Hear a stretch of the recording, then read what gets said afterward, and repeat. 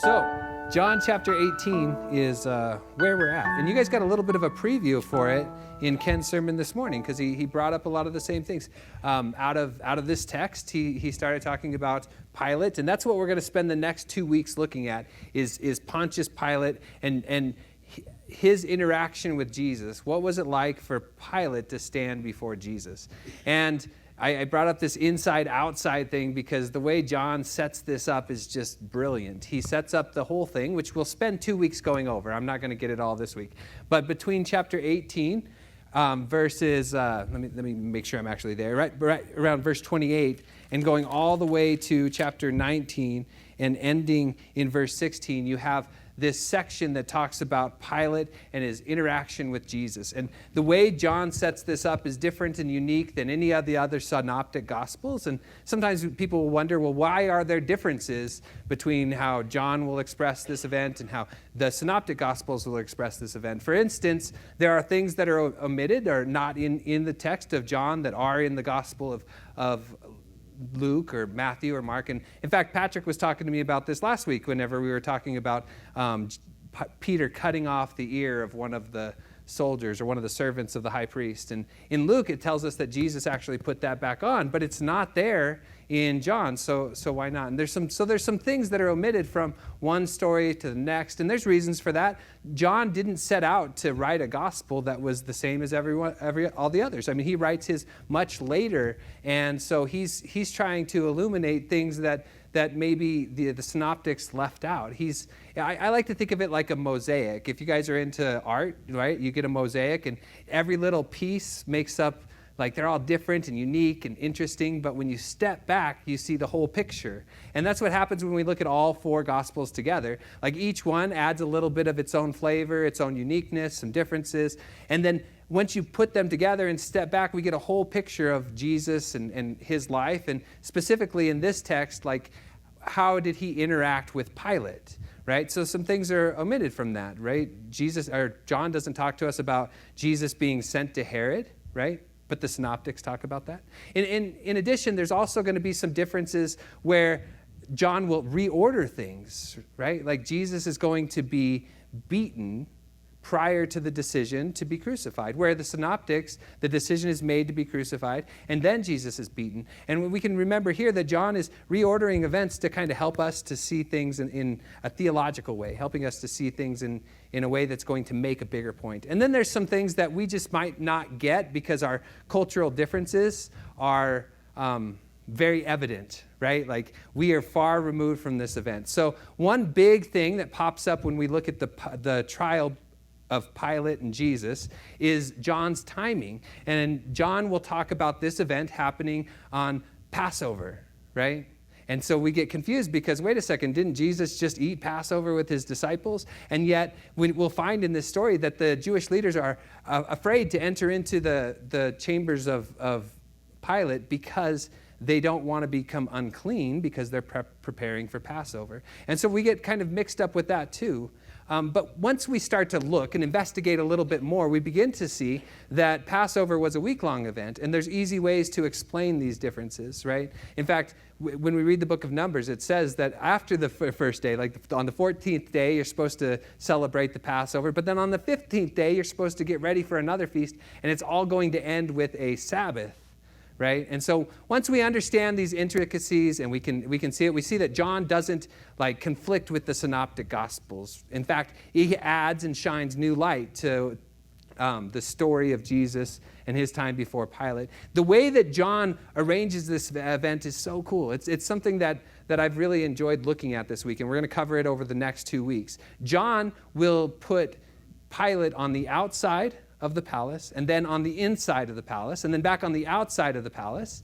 And then we're going to have a moment, whether it's inside or outside, we don't know, where Jesus is going to be crowned king with a crown of thorns. And then guess what? As we go back, he's back outside the palace, and then inside the palace, and then back outside the palace. And so the way that John orders this event is working together, helping us to see maybe the inner conflict that is going on in Pilate. Because while he's outside, he's in the world. And when he's inside, he's in the presence of Jesus. When he's on the outside, he's got to figure out what is he going to do with truth. But when he's on the inside, he encounters real truth. Jesus, the way, the truth, and life. When he's on the outside, he's got to decide, do I live according to this truth? But when he's on the inside, he questions, well, what is truth? Like, I want us to begin to see that there's this transition between outside and inside that's really describing the event, but also describing inner conflict for Pilate. Does he want to be outside in the world or inside with Jesus? As we consider that, it's a good reminder to us that maybe we live sometimes in these two realities, don't we? Inside with Jesus and then outside in the world, right? And we have to question, am I going to take what is true on the inside, and am I going to go out into the world where I'm going to face a temptation to compromise? Am I going to face legal rules that are hypocritical, and I'm going to face fear, and I'm going to face all these things on the outside world? But I know this one thing is true. How does the truth of who Jesus is impact my outside life?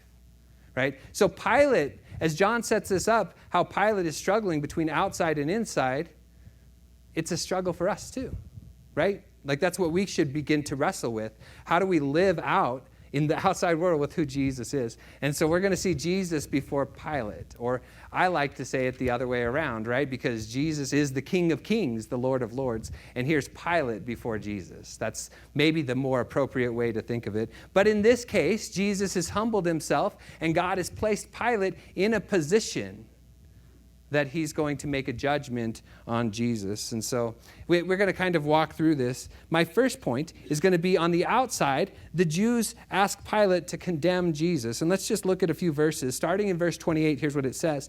Then the Jewish leaders took Jesus from Caiaphas to the place of the Roman governor. By now it was early morning, and to avoid ceremonial uncleanliness, they did not enter the palace because they wanted to be able to eat Passover. So Pilate came out to them and asked, "What charges are you bringing against this man?" "If he were not a criminal," they replied, "we would not have handed him over to you." Pilate said, "Take him yourself and judge him by your own law."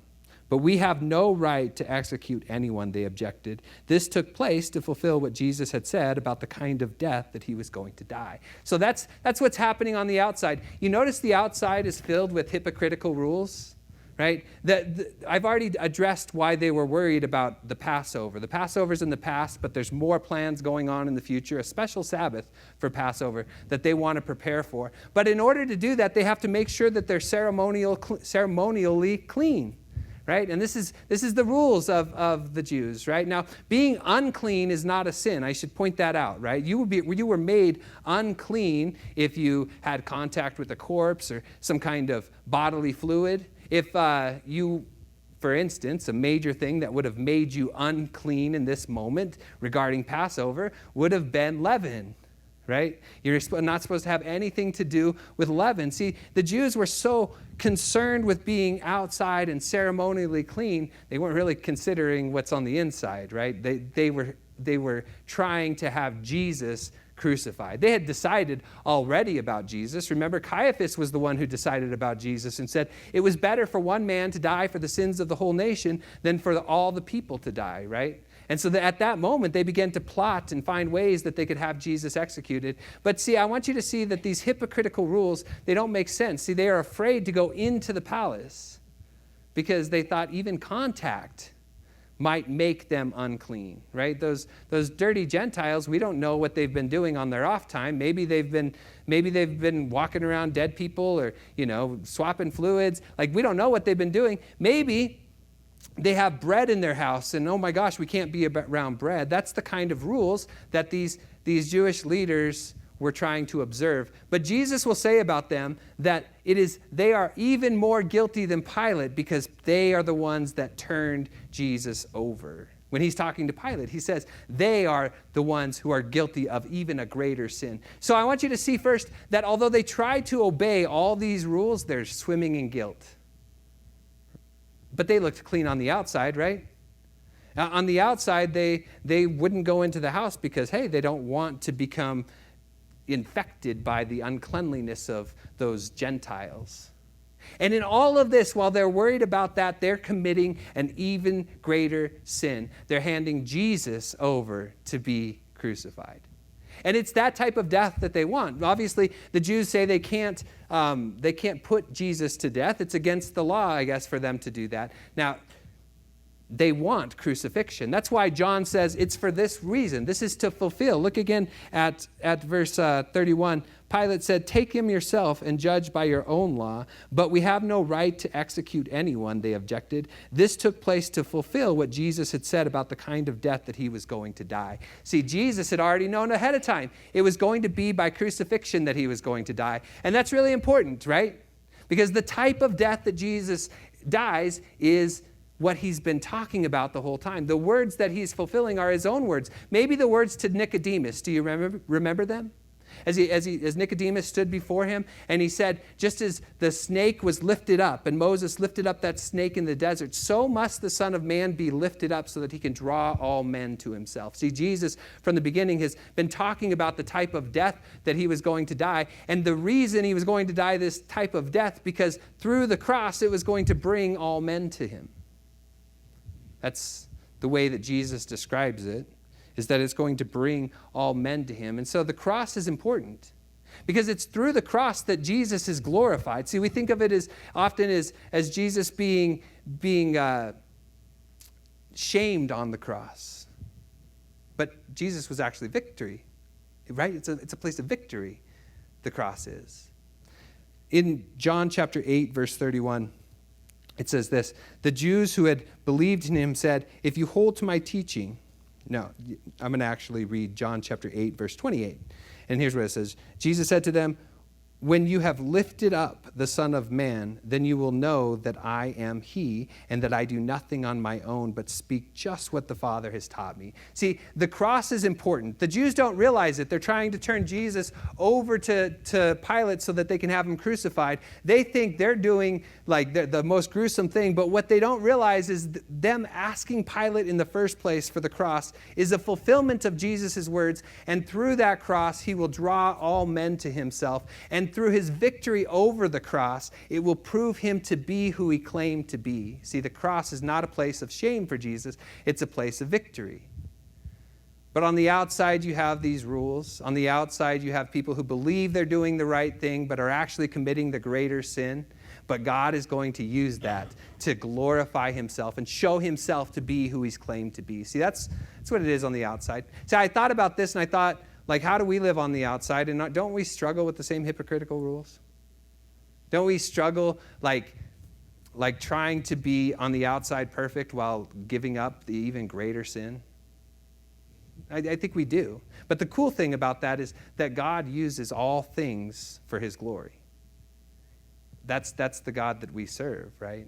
He uses all things for his glory. And he's going to use the cross for his glory. So that's the first point. On the outside, they want to bring charges against Jesus. Now, Pilate takes him inside, right? And that's the next scene. We have Pilate, and he's going to take him inside. And so inside, Pilate encounters a king who speaks the truth. That's my second point. Pilate encounters a king who speaks the truth. And so let's read that. It says in verse 34, or actually verse 33, "Pilate then went back inside the palace, summoned Jesus, and asked him, 'Are you the king of the Jews?' 'Is that your own idea?' Jesus asked, or did you talk about me?" "Am I a Jew?" Pilate replied. "Your own people and chief priests have handed you over to me. What is it that you have done?" Jesus said, "My kingdom is not of this world. If it were, my servants would fight to prevent my arrest by the Jewish leaders. But now my kingdom is from another place." "You are a king then," said Pilate. Jesus answered, "You say that I am a king. In fact, the reason I was born and came into the world is to testify to the truth. Everyone who sides on truth listens to me." "What is truth?" retorted Pilate. See, that's what's happening on the inside. On the inside, Pilate's going to encounter Jesus, the king who's come to show us truth, right? Now we know, even though in the outside scene, the Jews don't give Pilate the charges, we know the Jews have given him the charges. Pilate does know what he's being accused for, right? He asks him right away, "Are you a king?" So he knows what the charges are. Luke will tell us that he was charged with trying to subvert Rome and trying to convince people that they didn't have to pay taxes. And so those were the types of charges that were leveled against Jesus. And now Jesus is there and Pilate is in front of him. And Pilate asks Jesus, "Are you a king?" And Jesus' response is really important. He says, "Is that your idea, or did someone tell you about it?" See, as I considered just the different narratives in John, I couldn't think of a lot where Jesus proclaimed himself to be king. In fact, I couldn't think of any, right? Because Jesus is a king, but he's not the kind of king that Pilate would believe, not in his idea of a king, right? In fact, the times in John, now I'm not talking about synoptic gospels, I'm talking about John. The times in John that Jesus is called a king, it's always other people calling him a king. In John chapter 6, Jesus fed the multitude with some barley loaves and some fish. And they were so impressed by it that they said, "This man must be a prophet." And they decided at that point, let's make him king by force. And Jesus was out of there, right? That he was not the kind of king that they were looking for, right? It was the crowd that called him a king, and it was not the kind of kingdom that he has come to rule and reign. He could have. Right? I mean, Jesus showed in the last chapter, or actually early in this chapter, whenever he's arrested in the garden, he showed with just a word he could knock out all the soldiers.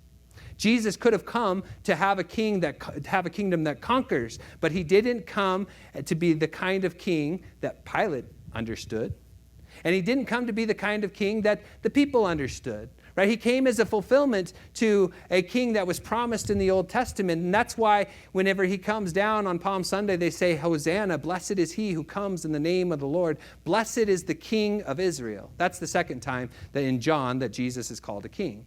And it's by people looking forward to that messianic hope, but they don't quite understand. And so John includes at the bottom of that story that we didn't understand all this until after Jesus was glorified.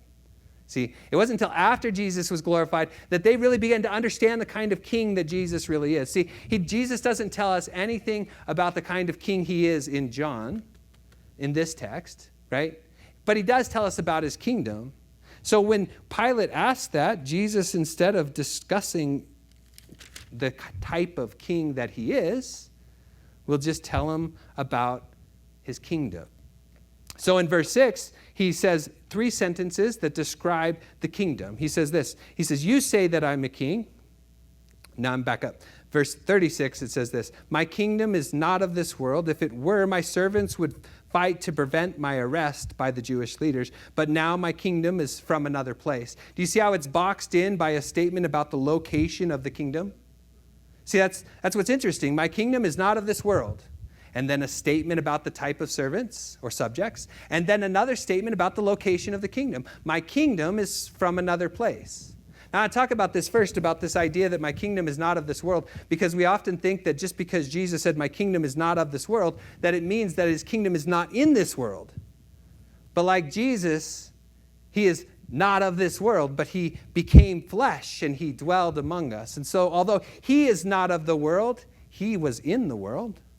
And that is obviously true for the kingdom as well, right? Like Jesus' kingdom is from another place, but that doesn't mean it's not here and now and present. In fact, you as Christians have been told that you're born from above, right? When we're buried into the waters of baptism, you've been born from above. See, we're no longer part of this world. We're in the world, but we're not of the world. We're of another place. And that's the kind of kingdom that Jesus has come to rule and reign over. Not a kingdom that Pilate would understand. Not a type of king that Pilate would understand. And definitely not a king that has risen up to fight against Rome. See, I always think that if Jesus would have been that, they would have accepted him as king. if that would have been his mission, someone to destroy and go after by force. But you can tell the type of kingdom that Jesus has come to rule and reign over by what the subjects themselves do. And so let's look at the center of his statement, right? Verse 2, the beginning and the end of his statement talk about the location of the kingdom. But now in the middle, he talks about the subjects. He says, if it were my servants would fight to prevent my arrest by the Jewish leaders. See, if the kingdom was about fighting for power and about opposing, well, then the subjects would be doing the same thing. But what do you find Jesus and his subjects doing? This is a bad moment for the subjects, by the way. You know, Peter's over there denying Jesus, and you strike the shepherd and the sheep scatter. But what do you find Jesus doing? The greatest example of the kind of kingdom, he says this. He says in verse 37, "You are a king then," said Pilate. And Jesus answered, "You say that I'm a king. In fact, the reason I was born is to come into the world and to testify about truth." Testify to the truth. For Jesus and in John, truth has been the revelation of who God is. That's the way that we begin to see truth, right? And Jesus has spent his life testifying about that truth. His subjects should be also testifying about the truth, not fighting, but testifying about the reality of who God is. Beginning in the very first chapter of John, it says we have seen Moses, he came to give the law, but Jesus has come to give us grace and truth. That's Jesus. He's the way, the truth, and the life. And he's the way because he is the truth and the life, right? That's what Jesus says. The reason I come into this world is to testify about truth, the truth of who God is. And from the moment he was born, he began to reveal the type of character and the type of person that God is. That's why when we look at Jesus, we see the Father. And he says about himself that his whole job is to be obedient to the Father. And that's what he's been doing from the beginning. And so I just, as we think about this, inside we get to recognize the king. And he's not a king like Pilate would understand, and he's not a king like the world would want when they tried to force Jesus to be a king. He's a king of a different type of kingdom, a kingdom that's in the world but not of the world, and its subjects are not out fighting. They're testifying to what the truth is. That's the kind of kingdom that Jesus has come. And Pilate immediately says, well, you are a king, but he also knows the truth. He's not the kind of king that has risen up to oppose Rome. And now that Pilate asked the question, what is truth? But I want to ask the question, what is Pilate going to do with the truth that he's encountered? Because he's experienced Jesus. He knows him to be king. Well, he at least admits you are a king then. And he has seen the truth. What is he going to do with it? As I thought about this inside part, this inside scene, what I considered is that when you get to meet Jesus, you get to meet the true person, the exact representation of who God is, God in the flesh. And you're challenged with what are you going to do with that once you step back outside? And that's what Pilate does next. My third point is that outside, Pilate attempts to compromise. See, he's experienced the truth. Now he's going to go outside and he's going to attempt to compromise. So right in the middle of verse 38, it says, with this he went out again to the Jews gathered there and said, I find no basis for a charge against him. That's the truth. I find no basis for a charge against him. But it is your custom for me to release to you one prisoner at a time of Passover. Do you want me to release the king of the Jews? They shouted, no, not him. Give us Barabbas. Now Barabbas had taken part in an uprising. So he goes outside where he finds these hypocritical rules. Then he goes inside where he discovers truth. And he steps back outside and he even proclaims the truth. I find no basis for a charge against this man. See, Pilate knows what the truth is, but he is not a person who is going to live by truth. He's a person who's going to compromise. He's a person who's going to know what is right, but do what is right for him instead. That's the kind of person that Pilate is, but I don't know if that describes the kind of person that you are. Because you've gotten to experience the king of a kingdom that is not of this world. You've got to experience the truth of who God is in the person of Jesus Christ. That's what you get to experience inside. But when you step outside into the world, how are you going to live? How is that going to affect you? Even if you go out and proclaim to the world, I find no basis for this charge against this man. We know that Jesus is innocent. Are you going to then begin to compromise? See, Pilate said that he has power. In fact, next week you're going to see that he goes in and he talks to Jesus and he says, don't you realize that I have the power to free you? But I don't think Pilate has real power. His worldly power, so maybe he's got a title and things like that. But if he had real power, this statement would have been the end of the matter, wouldn't it? Wouldn't he have just said, I find no basis for a charge against this man, and then he'd have just set Jesus free? But instead, because he really is powerless in this moment, he decides to work out an arrangement, to compromise instead. And so he looks at a custom, and he says, who should I present to you? Who should you let go? And he brings Jesus out, and here before the Jews, he presents Jesus as their king. And he even says it. He looks at him and he says, do you want me to release the king of the Jews? Jesus is presented in front of them for all of them to see. And instead of accepting the king of peace, they go after somebody who's in conflict, a person of conflict, right? And so they say this, they say free Barabbas instead. And it's really interesting, I think, that Barabbas is somebody who has been convicted of an uprising. That's what the text says, convicted of an uprising. He has done the very thing that Jesus is being accused of doing. I think that's really important as we consider the person of Barabbas, is that he has done the very thing. He's done the crime that Jesus is there being put on trial for. Yet, that's the kind of person that they want to be let free. That's the kind of person that maybe they want to associate with. And I think that's often true, right? Like Jesus presents us the true character of who God is, and we run after the characters of the world because, I don't know, like that we can relate to them. They wanted to force Jesus to be king. They wanted somebody who was angry and violent and going to oppose Rome in a way that Jesus never intended to. They want Barabbas to go free.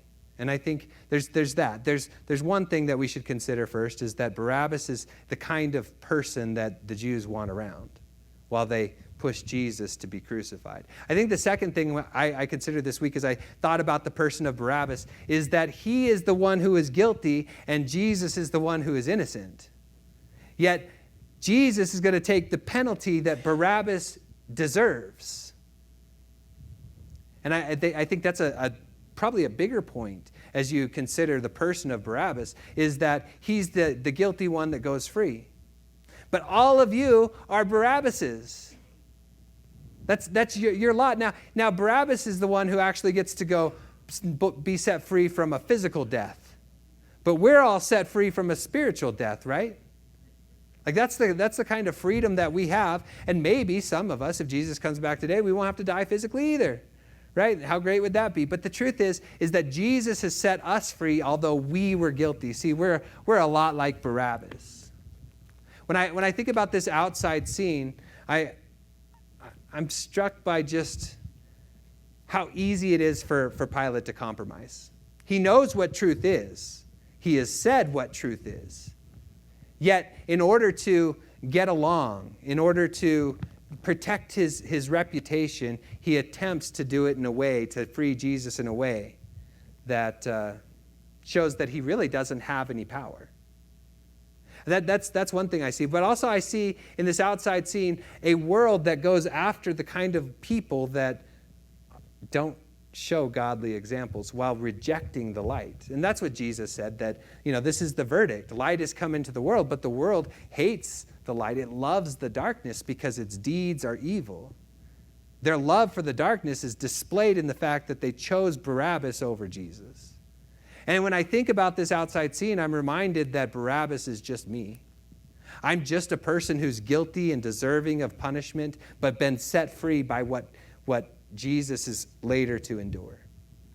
The last scene is just a few verses, so I'll be really quick, and I'm actually going to touch on this next week too. See, as I said, you're going to bounce back between outside and inside and back outside, and then there's this scene, which we don't know if it happens inside or outside. And then after this scene, well, you're going to be back outside, then inside, then outside, right? Like that's how John has worked this out.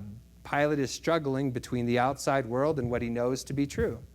But right in the center, right in the middle, there's the coronation of Jesus as king. And I just want to read it because I think it's really important. It says, "Then Pilate took Jesus and had him flogged. The soldiers twisted together a crown of thorns and put it on his head. They clothed him in purple robe and went up to him again and again, saying, 'Hail, King of the Jews.' And they slapped him in the face." Like it's a parody of a coronation service. Jesus is going to be presented and clothed as a king, but not the kind of king that the world has expected.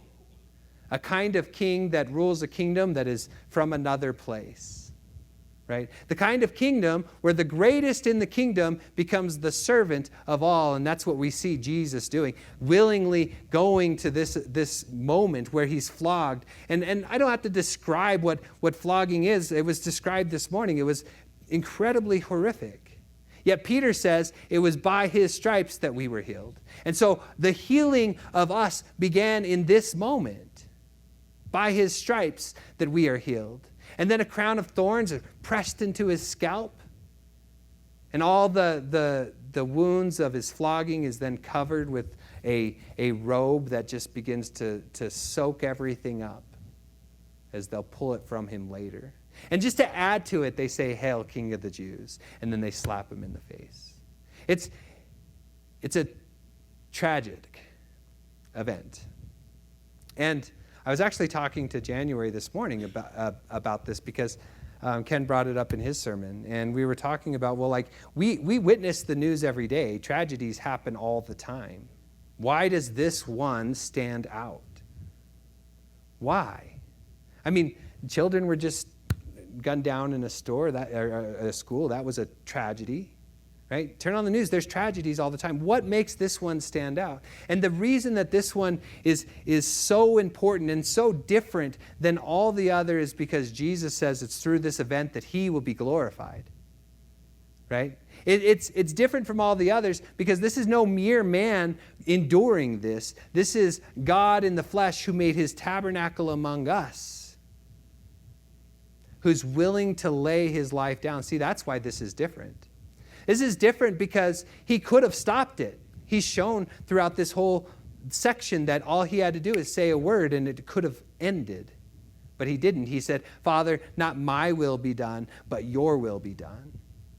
It's different because after all of this, he's going to be victorious over it. And in being victorious over it, he shows that he truly is who he says he is. And it's different because the death of this one man provides forgiveness for all. I think as we just consider, and it's a rough place to start, but we're only halfway through the trial of Jesus and Pilate. But we're reminded that Jesus is not a victim of the cross. He's victorious over it. And Pilate is somebody who's experienced real truth and is going to compromise in order to fit in with the world. The question is for you, what are you doing with real truth? How are you living with real truth? What you've experienced on the inside, are you expressing on the outside?